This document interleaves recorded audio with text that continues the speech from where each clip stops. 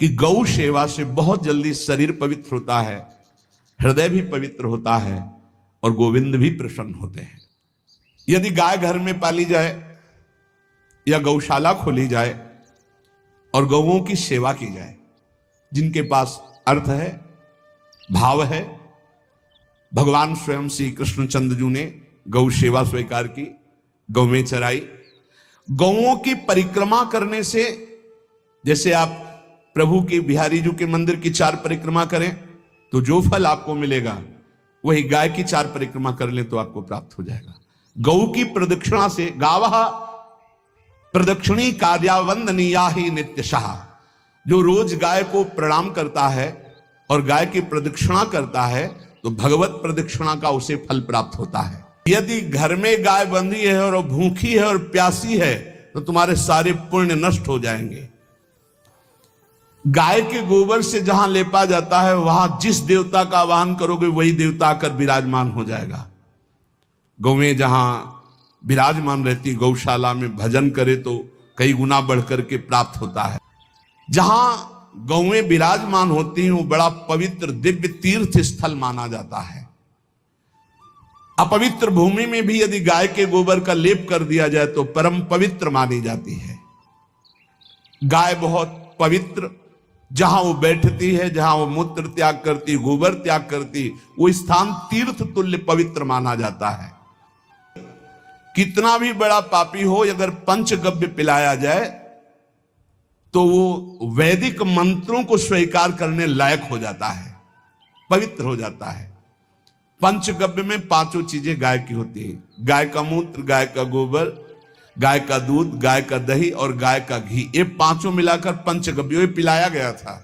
पहली बार जब वैदिक मंत्र दिया गया था तो पंचगव्य बनवाया था गुरुदेव भगवान ने सन्यास, और वो पिलाया था। ये पंचगव्य पिलाने से अपवित्रता का नाश होकर पवित्रता का संचार होता है। इसलिए धन्य है उनका जीवन जो गौ सेवा परायण है, भगवत भाव से गाय में साक्षात भगवान का भाव रखकर गौ सेवा करते हैं।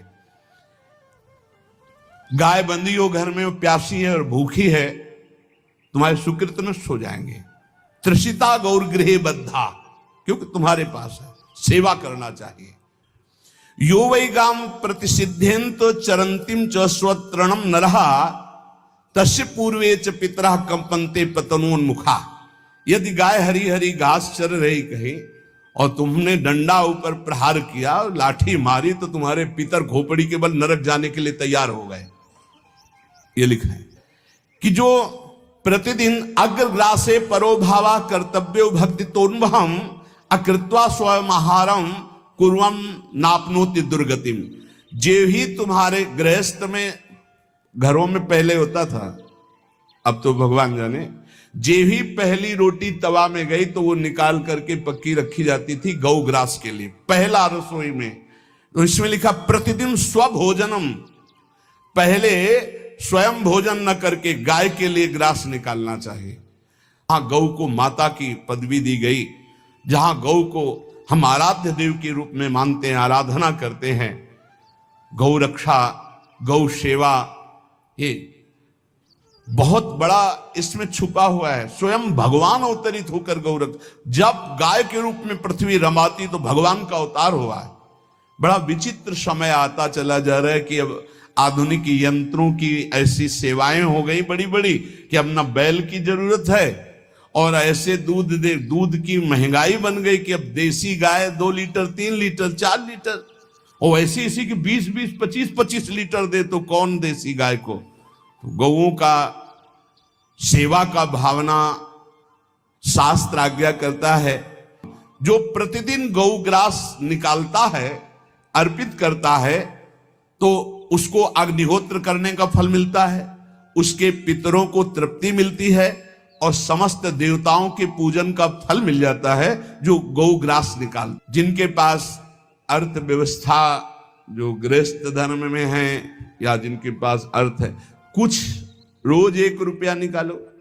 हम कह रहे रोज निकालो तो महीने में 30 रुपया होते। 30 रुपया में एक गाय को हरी घास तो एक टाइम पवा ही सकते हो ना।